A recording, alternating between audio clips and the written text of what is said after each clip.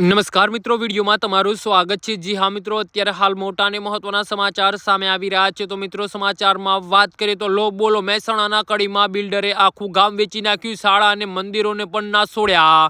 ગામના survey number 333નો વેચાણ દસ્તાવેજ થઈ ગયો અને 10 ડિસેમ્બર 2025 સર્વે નંબર 333 વાળી જમીનનો દસ્તાવેજ થયો હોવાની વાત સામે આવી છે। અમદાવાદના બિલ્ડરના નામે ત્રણસણિયા થઈ ગયું અને બિલ્ડર મિલન પટેલે જમીન વેચી રાખીને દસ્તાવેજ કર્યો છે।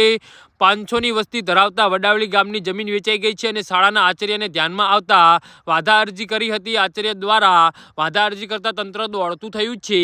મહેસાણા જિલ્લાના કડી તાલુકાના વડાવડી ગામના રેવન્યુ સર્વે નંબર 333 અને 334 વાળી જમીનની ત્રણસણિયા પર વર્ષોથી વસેલું છે, જેમાં સર્વે નંબર 333 વાળી જમીનમાં ત્રણસણિયાપરામાં પ્રાથમિક શાળા, આંગણવાડી, ટ્યુબવેલ અને ગામના લોકો વસે છે, જ્યાં સર્વે નંબર 333 જમીનનો વેચાણ દસ્તાવેજ થઈ ગયા હોવાની જાણ થતા તંત્ર હરકતમાં આવ્યું છે।